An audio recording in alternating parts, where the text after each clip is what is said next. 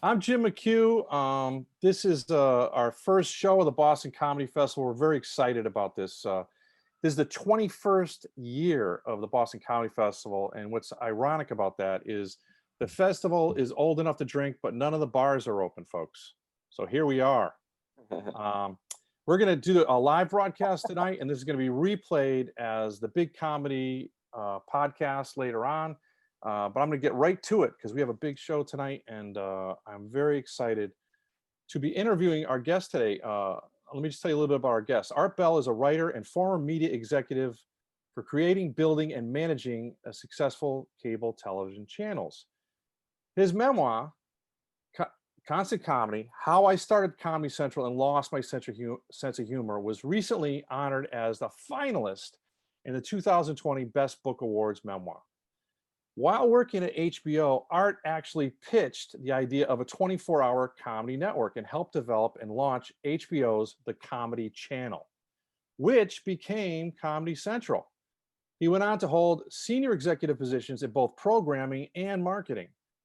After leaving Comedy Central, Art became the president of Court TV, where he is a guiding force behind one of the most successful brand evolutions in cable television. In addition to writing, he also plays a mean piano and jazz drums. Give it up for Art Bell, ladies and gentlemen. Liz, your mic's not on. We can't hear you clapping. You're mime clapping. All right. Hello. Welcome, Liz. All right, man. Art, I love you, man. I love your book. I got to hold it up. Thanks. If you haven't bought this book, and now it's not going to let me show. Here it is. You're crazy. If you love comedy, this is the How We Got Here book. Art, tell me a little bit about you've done all this successful stuff on cable TV. You play the drums. Why you write a book? Well, I wrote a book because I started writing, and I started writing memoir. I started writing stories about my childhood. And I was in a class, and I'm writing stories, and I write 150,000 words on my childhood, and everybody's kind of half paying attention. And then one day I came in and I had a story about Comedy Central. And everybody kind of woke up and they said, wow, that's interesting. Write more stuff on that.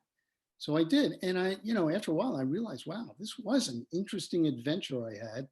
And the book came out of it. There it was. It's a lot of work. Yeah. So, okay, tell us what this title means. Constant Comedy: How I Started Comedy Central and Lost My Sense of Humor. Yeah. Well, it's like this. I think a lot of people now don't remember or weren't paying attention during the early days or weren't born, for that matter, the early days of Comedy Central. And the thing to know about it is it was, when it was first launched, it was a flop. It was a disaster. It was so awful. And unfortunately, it was launched by HBO. And the guy who was running HBO was a guy named Michael Fuchs. Big guy in Hollywood, very powerful man in the television business. And before it was launched, he kept saying to the press and everybody, this is going to be the greatest television channel ever. You are going to see the greatest. This is going to be the funniest comedy. We are going to be, and he went on and on. And then the thing launches and it was terrible. I mean, really, it wasn't that good the first day. Who would expect it to be? But the press had such a fun time taking it apart, partly because this guy, Michael Fuchs, had bragged about it so much. So about 3 or 4 months after a launch, Michael calls me in. The head of HBO calls me in. And he said, Art, it took a comedy channel for me to lose my sense of humor. And he wasn't laughing, and I wasn't laughing. And I realized, oh, man, this is not going so well. That's a tough meeting right there. It was a tough meeting. Every day for the first year of comedy, I expected to go in and have them tell me they were shutting it down. That's how bad things were. As a comedian, we write about ourselves and some really personal stuff. And it's tough when my wife, I'm doing a joke about my wife and she shows up. Or you're doing what your parents don't like, they're jokes, but you're touching the origin of that is real stuff. What's it like, like did it make you look queasy when you had to write personal stuff about your life and about other people? How, like, Well, the short answer is yes and yes. I like, mean, first of all, I'm not that outgoing that I want to tell people how I felt at every moment during the whole thing. But that's kind of the responsibility if you're writing a book like this. I mean, I wanted people to see what my experience was. You know what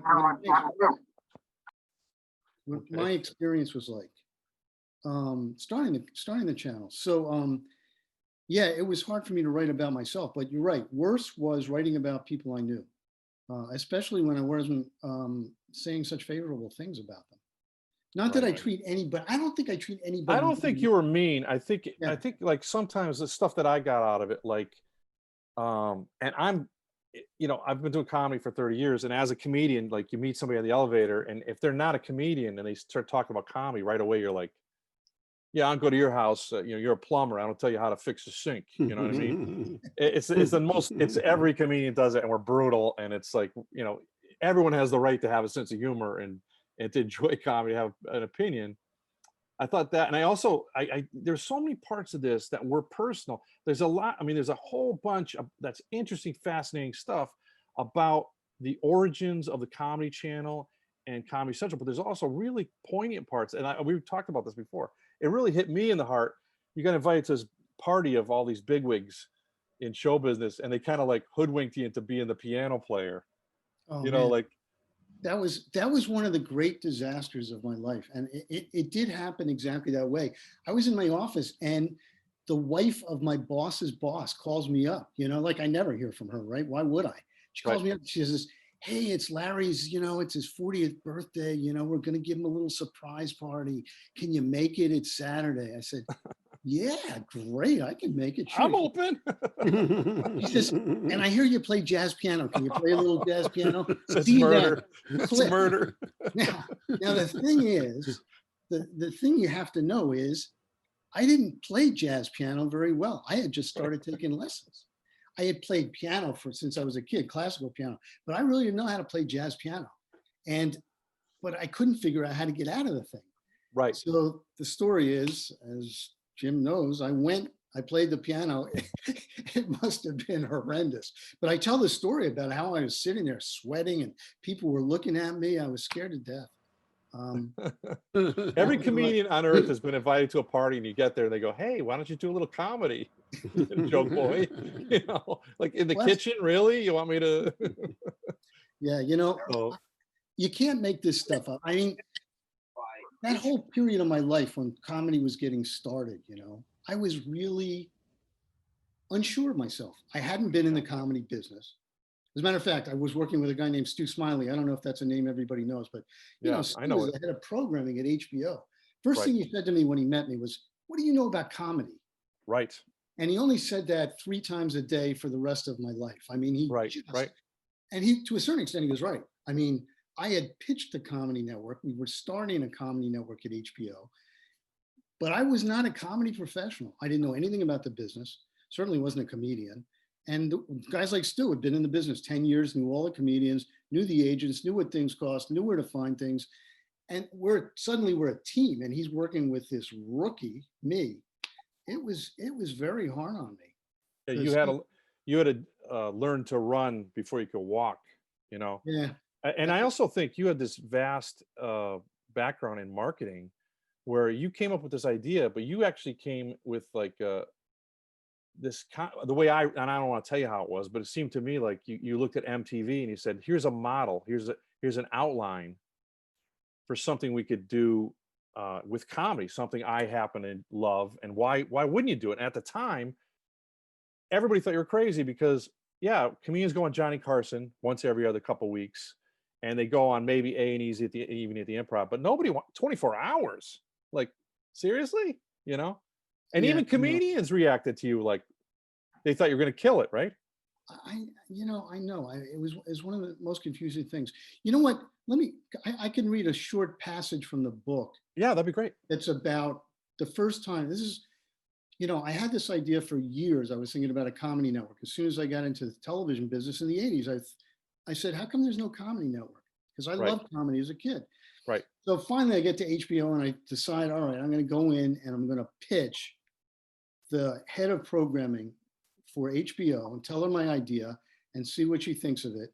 And so I did. And this is kind of what happened.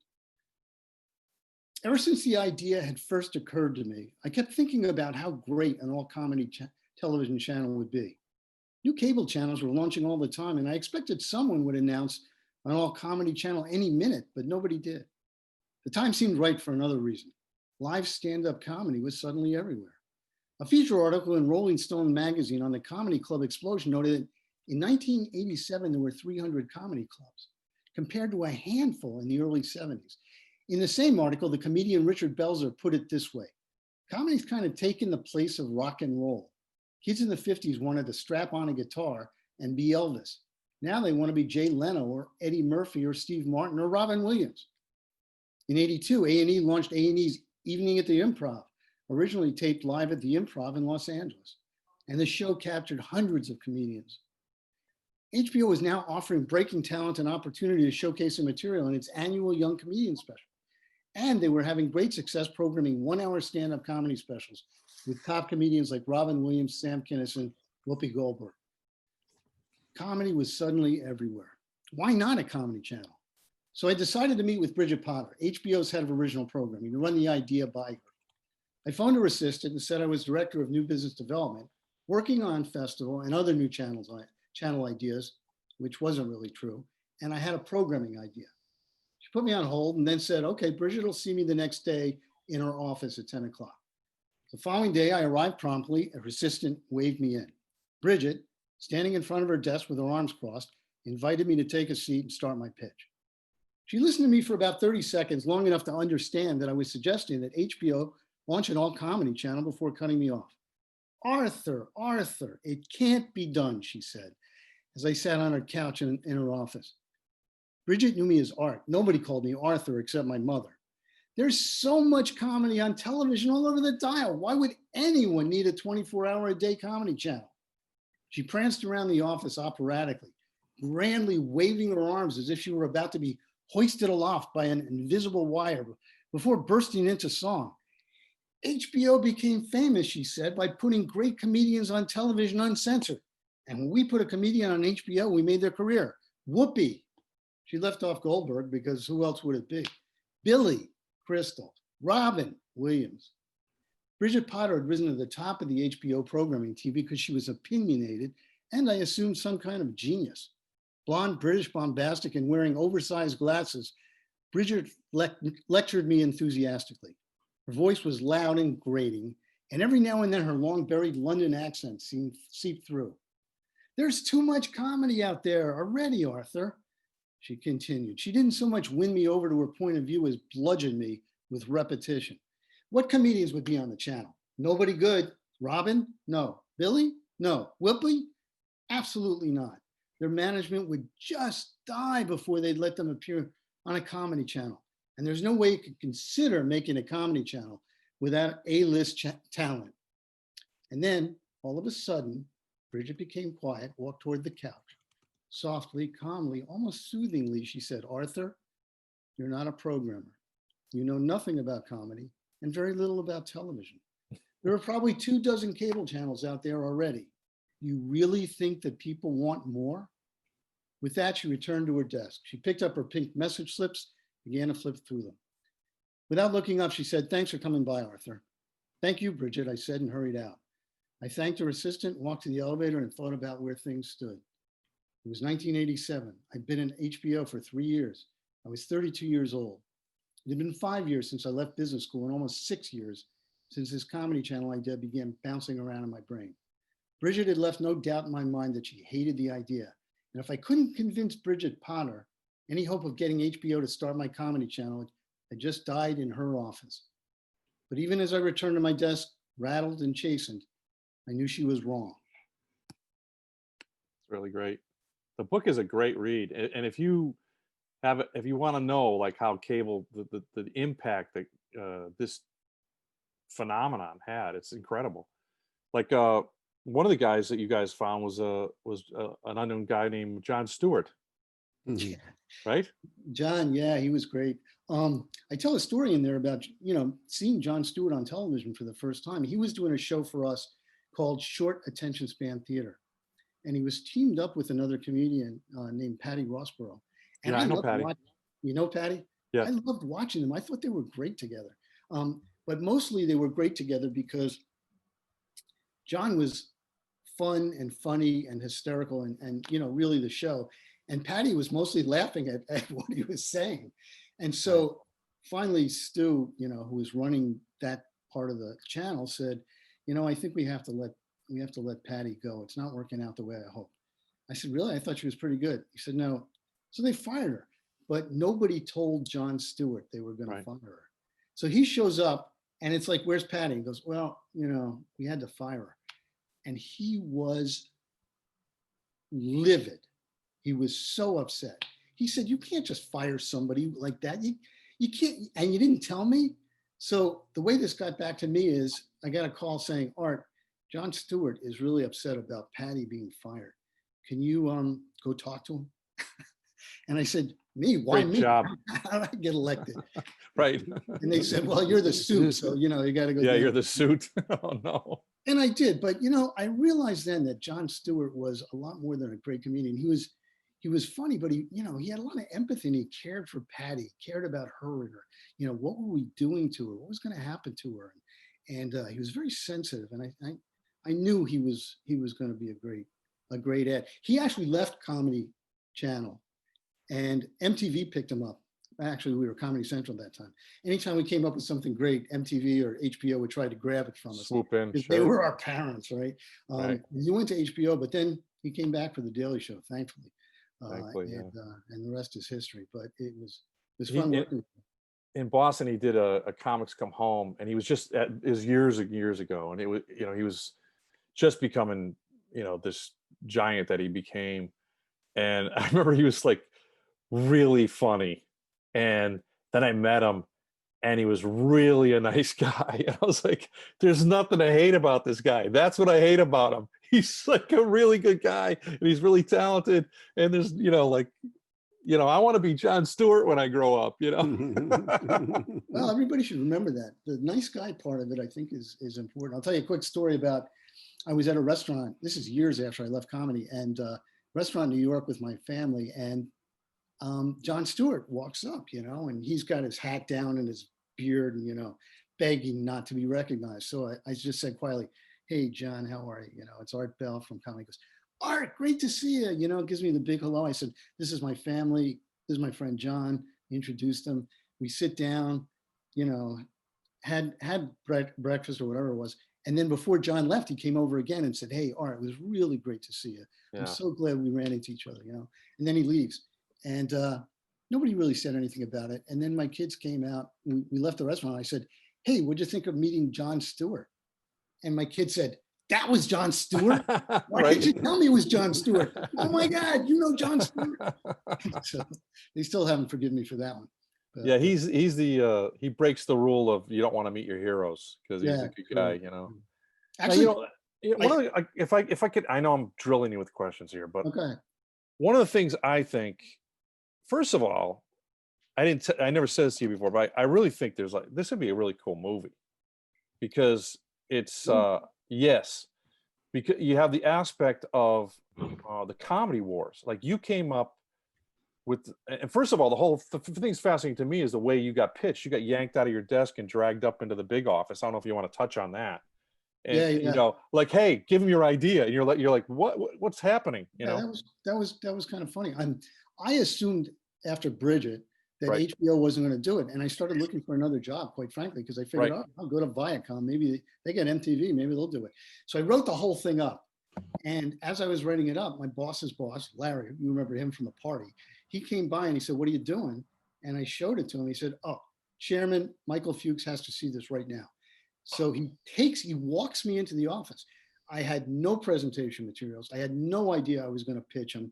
And you got to remember, Michael Fuchs at that point, if I got in the elevator with Michael Fuchs, I broke into a sweat, Right, of course. I had to disappear. You get off just out of nervousness. You get off too soon. That's right, exactly. So I walk into his office and I had to pitch him. And he was very receptive, surprisingly. And I think I got by on two things. I was very passionate in my pitch because I'd been thinking about the thing Right. forever.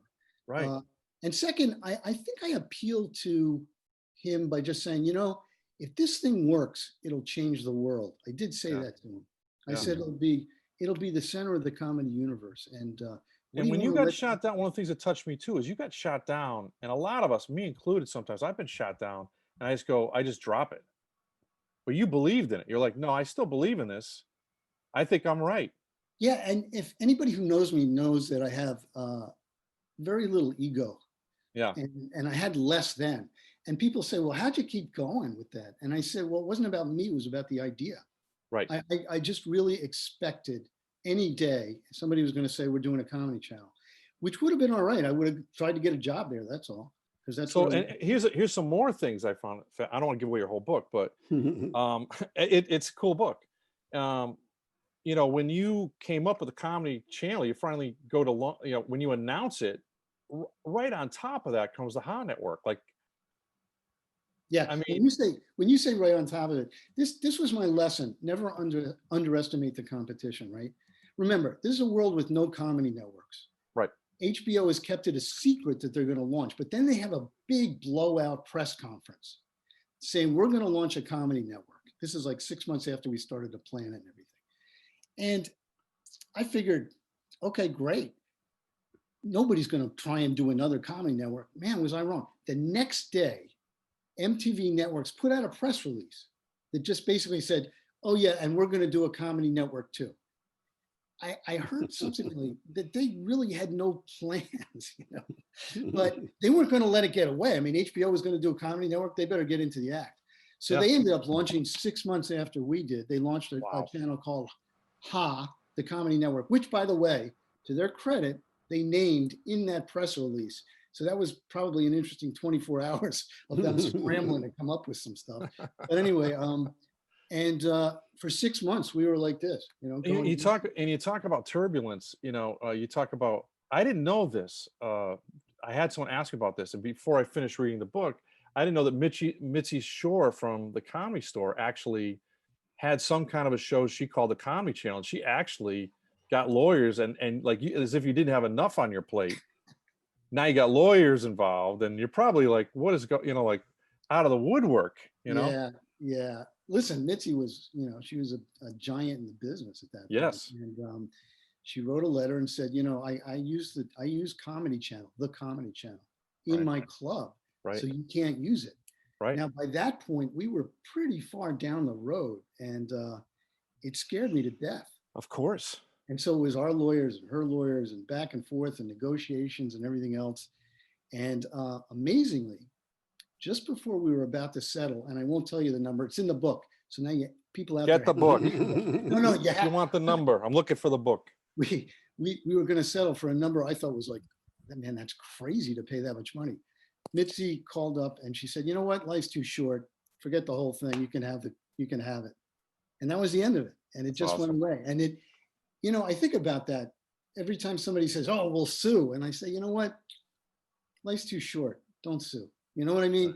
Because, and she was right. It just would have been ugly. Anyway, Right. that was a good story. Yeah. And then you go into, well, I'll just say there's a massive war between Ha and the Comedy Channel, and you're both fighting for acts and shows and clips And advertisers and and advertisers. audience and distribution. I mean, it was like, Now explain that a little bit, because that's this kind of a new thing for me. Like, you had to get onto cable. There's people that own cable networks that are all interconnected in this country, and you had to convince them to give you. Yeah. Well, you got to remember, it was different in those days. Now it's digital, right? There's 500 Right. channels. You come Right. up with a new channel. You and I could make a channel tomorrow. You probably get Right. on some cable channels, right? That's my last question today. Is I got an idea for a cable channel.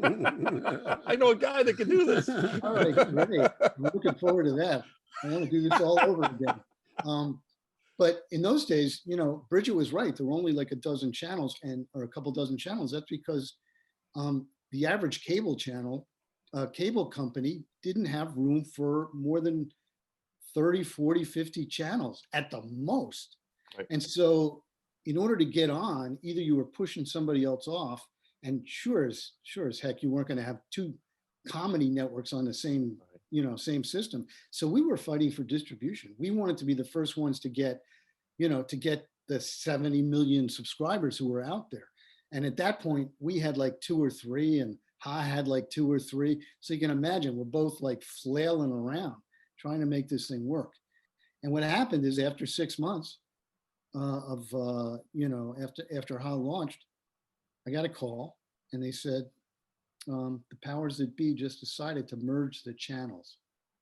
And to me, that was like the end of the Civil War. That's like the Yankees and the Red Sox going, Yeah, we're going to really. merge. I mean, and everybody going, what? It was so crushing to all of us. We've been fighting in the trenches, and I thought we were winning. I thought we had the better comics. We had Mystery Science Theater 3000. Right. We had some great, we had Jon Stewart. We had some great stuff. And suddenly we're going to merge. And not only that, but they fired most of the people on both sides. But they kept me, and they kept the head of programming from the other side, a guy named Mike Klinghoffer. They threw us in a room, and they said, okay, you guys figure it out. You got to launch a new comedy network. You got to rename it. You got to figure out what programming you want. You got to figure out of the guys who you were working with, who you're going to hire and who you're going to fire. And that was it. That was almost harder. In some ways, that was harder than launching the channel the first time, because you had 2 completely different cultures and right. 2 completely different concepts for a comedy network. Suddenly, we're working together. And, I think that was my greatest hit, was actually making that merger work. Because to say there's 2 guys that are in charge of programming, one from Ha, one from the comedy. You guys have been in, not in a personal way, but in a kind of very personal way, at each other's throats right up until you meet in this room and you're like, oh, great, I get to hear this guy's ideas. Awesome. Yeah, well, there were 2 things going through my head, and I do make this point in the book. One is, they didn't fire me, and there still may be a comedy network in our future. That was thing number 1. And thing number 2 was, this will never work. Yeah. It just seemed so inconceivable that it would work. But, we got down to business pretty quick. We hired some people. I liked, we immediately saw that the people on both sides were like, we all wanted a comedy network somehow. We all loved comedy. And even though this is true, I didn't put it in the book, but it was true that there were people at HBO and Viacom and in the rest of the industry who said, this will never work. This comedy thing, whatever they put together, it's going to shut down by the end of the year. That was the heavy betting at HBO, that it would never, work. And we made instead of being distraught, it was a call to action for you. It was impetus. Yeah, it really, nobody's going to tell me it's not going to work. And you had pushed that boulder up that rock for how long, and over how many bumps to get to where you were. I got to say, once again, the first year of comedy, we renamed it Comedy Central and launched a couple months later. The first year of Comedy Central was not a slam dunk success. Right. But, I have to say there were a couple of touch points in the first year or 2 that made me think we were going to be successful as a comedy network. The first one was when Mystery Science Theater 3000 showed up. That was before Comedy Channel launched. We were, there were just a handful of us, and the head writer at the time, a guy named Eddie Gordetsky, said, we need a show where it's a bunch of comedians sitting in front of a TV or a movie making jokes. That's what we do. And so they started to put together this show, and literally 3 days later or something, some intern comes in, he says, hey, you got to watch this tape. It's called Mystery Science Theater 3000. And it was done by these guys in Minneapolis at this, UHF channel they were running. So we put it in, and there's the show we're talking about, and it's funny as hell. So of course we got on a plane and went and got the show. But I thought, when they said, the reason we sent you the show is because the Mystery Science Theater 3000 guys said this, because we knew, we'd never gone on NBC or HBO or anything like that. But when you guys said you were launching a comedy channel, we said, maybe they'd like it, and that's exactly what we were looking for.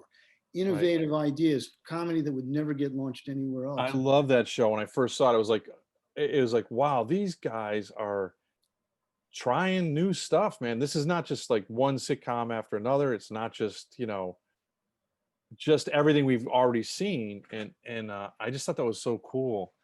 And I think, what do I know? I wasn't there, but like, it was kind of like you had now okay, yeah, we're going to give you a 24-hour comedy channel. Here's no budget, and we want to see it on Monday. So that makes you like very open to new ideas. Yeah, no kidding. I mean, we had so little programming we launched. And I'll tell you something, what kept us going the first few months was like, hey, we got Mystery Science Theater 3000. It's kind of a cult hit. Right.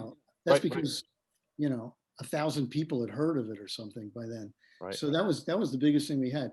The other thing that made me think that it was going to be success early on was that Bridget was wrong a little bit. Comedians did want to be on the channel.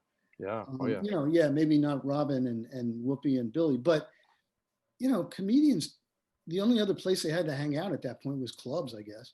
And suddenly there's this channel, and we had a studio in New York, and there's all these comedians kind of hanging around saying, hey, just like to see what you guys are doing, and pitching ideas. And I thought, yeah, comedians are finding us. And I think somebody explained it to me later as the comedy community, the comedy industry at that time was kind of proud that we were throwing them a channel, because nobody had ever really acknowledged comedy as that kind of an art form. Music had MTV, rock had MTV. That was my first TV thing I did was I think I told you at one point, I think I drove down to Virginia to a Holiday Inn, and they had 3 or 4 cameras, and they were just shooting a whole bunch of us in one night. They shot 2 shows, and Patrice O'Neill, who was a friend of mine, he started out in Boston. He used to call me and go, "Damn, how many times are they going to put you on this channel?" I mean, they played the rubber off of that thing, Yeah, it was kind of funny to watch. You guys are like, "We own it. It's paid for." Oh, we certainly took owned it. $300 and some gas money.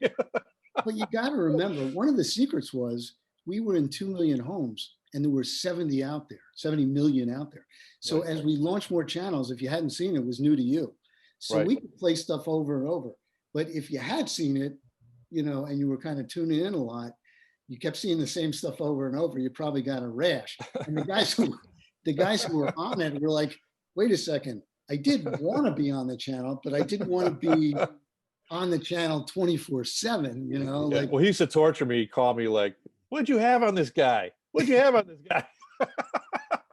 Yeah, I think we threw the comedy business into a tizzy because now people. But I was, like you said, there was like 2 million people. So there's markets that it was in, I would be known. But if I drove like 30 miles outside of that, wherever that was, because you guys were just building it as fast as you could, Yeah, and trying to keep it alive. So yeah, amazing, fun times. And we did, I think the other thing that Comedy Central did in the early days was we took a lot of chances. Yeah, you did. Bill Maher came to me in 1992, I think that was. And again, the channel had not really been established, but he'd been on. He actually hosted Short Attention Span Theater a couple of times, so we knew who he was, but we didn't know much about him. And he said he wanted to have a meeting with us in LA, so we met at a diner. And Bill sits down and he says, "I want to do a talk show." And we said, it was me and a guy named Mitch Semmel, who was my partner at the time. He said, I want to do a talk show. And he said, yeah, okay. He said, I want to do a talk show where people actually talk. Not where they're there to sell their book, not where they're talking about movies, not where they're talking about, other bullshit. I want them to actually talk about real issues. And you know what? I'm going to go up to the line. I'm going to cross the line. We are going to get into trouble. And I want to call it politically incorrect. And we bought the show right there. This guy and I, we didn't even know if we had the money for it. We just said, yeah, great, you're on. And one of the last things Bill said was, this will be the best show on that, on that stupid channel of yours. You don't really have a lot of good stuff, do you? Right. Hey man, you really know how to flatter us to get the gig. And the last line in that story for me was like, maybe we'd be friends, Bill Maher and me. But as it turns out, he was kind of a tough guy to work with, and he ended up not liking me very much. And yeah. we had a fight. You represented the Suits, right? I was a suit, yeah, and Yeah. I had a big bullseye on me a lot of the time for the talent. Yeah. Bill got unhappy about something, and he tried to get me fired. It's a good Uh, story, but I'm not going to tell the whole it's for story. your next book. No, it's Right? in this book. It's in Oh, this. okay. Okay. Yeah, it's definitely in this book. Um, I want to ask you about you mentioned Mitch, and it's kind of a funny anecdote, but I guess apparently he looked quite a bit like a very well-known comedian. And yeah, that was the craziest thing. Mitch Semmel uh, was in the business a little bit. Um, he looked exactly like Jerry Seinfeld, and to the that's point where, hysterical. one time we were on a plane and some little kid comes up to us and says, "Mr. Seinfeld, can I have your autograph?" And Mitch says, "Look, I'm not Jerry Seinfeld," and the kid starts crying. So Mitch signs it, to the kid from Jerry, and then the kid goes back to his seat, and Mitch says, "What have I just done?" And I said, "Look, there's a million Santa Clauses every Christmas. They're duping kids all left and right." But the thing is, he really did look like Jerry Seinfeld. Let me just see if I can get this up on the screen. How do I do that? It'd be funny is if he went on a crime spree. Give me the money. Who are these people that work the counters? Yeah, You could destroy his life. I'm gonna try and share the screen. Tell me if you see this. You see it? I don't see it yet. Oh yeah, that's crazy. That's Jerry Seinfeld on the right and Mitch Semmel on the left. So you could see that they were easily mistaken for each other, which caused all kinds of shenanigans. And they actually met. So Jerry Seinfeld knew all about this. So anyway, Oh, that's so funny. yeah, crazy stuff. I wanted to. We have some comedians and different folks on, and I was going to open it up a little bit. If anyone has any questions for Art, you can put it into the chat, and I'll ask him.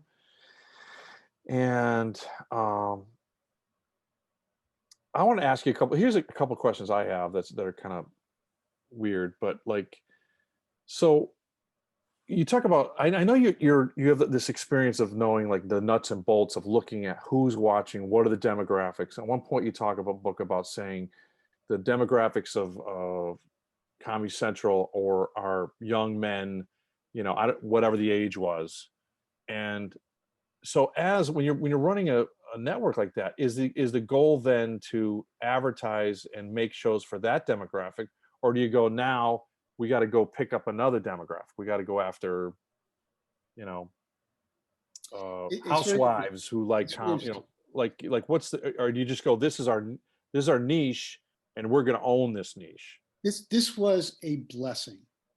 We started putting this stuff on, and the people who started watching it were young, not just men. It was a little more men than women, Right. but it was it's kind of the 18 to 34 crowd, maybe even a little younger than that, especially at the beginning. Now, what you don't know, or maybe you do know, is that advertisers love that demographic. That's And right. it's very hard to get, especially men, because Really? even then, men didn't watch a lot of TV. Right. Young men didn't watch TV. It was so when we found out we had those people watching, it was like party time, because we could charge more for the advertising and keep Okay. ourselves going. But in terms of adjusting our programming, we didn't have to adjust it too much, because we were really kind of like shooting right at it, people. And we started talking about our programming as edgy comedy for a young audience.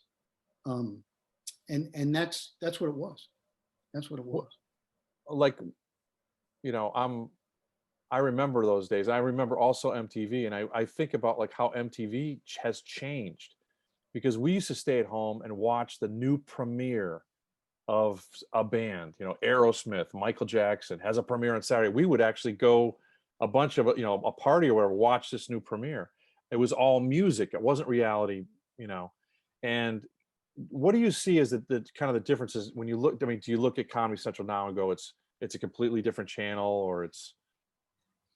Well, let me tell you. I mean, would they take chances if Mystery Science Theater sent in a tape today to Comedy Central? Does that tape get seen, or do they kind of go, we know what we're doing? It's we're now not just the new kid on the block. We're Comedy Central. Well, you're assuming a lot of knowledge on my part. I mean, I haven't been there in a long Yeah. time. I Okay. was there. I actually left in the mid 90s, not because I wanted to, but they brought new management in and threw out old management, which was me. Right. And that was, I got to just as an aside, that was disappointing. You know, what do you have to do to get a job these days and keep it? You know, well, what if I start a whole channel and make it successful? Would that help? No, sorry. And actually, when they fired me, they said, "No, you got your fingerprints all over this place. We can't keep you here because we may want to make some changes." I said, "Got it." But anyway, Is that the kind of thing where, like, I know that so I know this with advertisers for the Boston Comedy Festival. We have a sponsor, we had a beer sponsor, and the guy that loved us left, and then a new big guy came in, and he didn't want to do something that would give that would he couldn't get credit for. Yeah.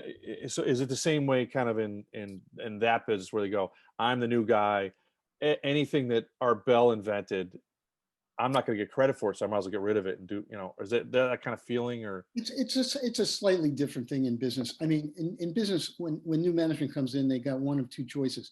They can kind of keep everybody around, see who's working, see who's not working, who they like, who they work well with, make some changes, or they can come in and wipe out the entire squad and say, "I'm bringing my squad in," which is what they did. Right. And again, is one better than the other? I tend to be in my career. I always tried to find the best personnel possible and didn't drag everybody with me and wipe out the current management. But you know, it's a way to do it, and I understand it. But that's what they did. I don't think it was about credit. I think it was just about, this is the way I do things, or this is the way we do things. And it was an MTV team, and they wanted more MTV people in there, and then we were a lot of HBO guys. They wanted us out. So you know, it was fun. What were we talking about? Oh yeah, today. Comedy Central today. I don't know much about it, about the management. As a matter of fact, they just changed management again. I do know that about 5 or 6 months ago. And everybody's been wondering what they're going to do. It almost, you know, Comedy Central has become such a strong brand. I mean, so many people around the world now, I find, you know, you mentioned Comedy Central, they know that's just great, you know, cool, edgy, innovative comedy. I don't think they can, it would take a long time for anybody to mess that up. Are they looking for things the way we were looking for things? I mean, you got to remember, on day one, anything funny floated by. It's like, Right. needed. But you know, now I'm sure that they're sifting through a lot of rock to get to some, you know, to get to some gold, in a more profound way. So I like to think that wherever Comedy Central it is, it will continue to be a place for, you know, innovative comedy and Cool. give people a chance. Here's a question from Casey McNeil. In the early days of Comedy Central, there was a pretty wide variety of stand-up comedy shows. I even hit a clip of Doritos stand up. Do you ever see a time when a show featuring a variety of comics will work again? Or is that kind of become a solo Netflix specials kind of province? I kind of paraphrase for It's a good question, and you know, again, I don't sort of watch comedy the same way. Mostly, it's my kids dragging me into, not dragging me. It's like, have you seen this guy? Have you seen that guy, or gal, whatever it is? And that's how I find new people to like. But you're right. It is less, I think, of a here's 12 comics in a half an hour. I I I think YouTube has kind of taken over that. I think, yeah. I think that people put clips of things or short versions of things that they like on YouTube, but we didn't have YouTube in those days. So when we had stand up, and that was a great show. It was just a collection of clips of comedians from all over the place. Some of it was from the high-end HBO specials. Some of it was, a brick wall in the Holiday Inn, but it was all funny stuff. And it's like potato chips, you start watching, you can't stop. That's right. And that's why it was so highly rated. I mean, those shows were so highly, got such a huge audience. So I hope they come back. I don't know. Yeah. Well, it's a good time for me to pitch that this will be on my YouTube channel eventually, and hopefully some people. Oh, that's what I think people are really enjoying this art, and I want to also, like, I want to have people read this book. I know you probably won't get mad at me for saying that, but it's really it's an easy read. It's not, and it's interesting, and it's like you'll hear a lot of comedians talk about the comedy wars between Letterman and Leno, but there was a comedy war that took place after that. It was Comedy Central and the Ha Network, and it's called this right here. Okay, Constant Comedy, Art Bell. I think we put the link up here in our chat room. And is there any suggestions you have, Art, for where they can pick this up? And Amazon is usually your best bet. So I would go right to Amazon, and the link is there. You go to my website, find out more about me and the book if you're still debating whether to buy the book. Or you can go to any bookstore. I think it's pretty widely carried. And I hope you read it. It's not just about selling books. It's about the story. I think it's a really interesting story. And I've always thought, from the time I was a kid and learned about, Lenny Bruce and the Marx Brothers and all the, the comedians that came first. I think it's important to know where all this stuff comes from, and what did the Daily Show look like on day one, and what was Al Franken doing on the network, when he was when he was hosting the State of the Union address on Comedy Central. Find out what was going on there, because it was just, I think everybody should know about the roots of comedy if they're in the business. yeah. But that's just me. I love it. I think there's a lot of comedians that are part of this Boston Comedy Festival. We've gone virtual now. I mean, I thank you for being part of it, and I thank you for letting me talk to you today. Jim, And I thanks love for your coming. book, and I wish you all the success in the world. And I thank you for being part of I the appreciate it. first program of the virtual Boston Comedy Festival. Thank you. History is made again. Made again. Art Bell. Thanks, everybody. I Thank you. appreciate it.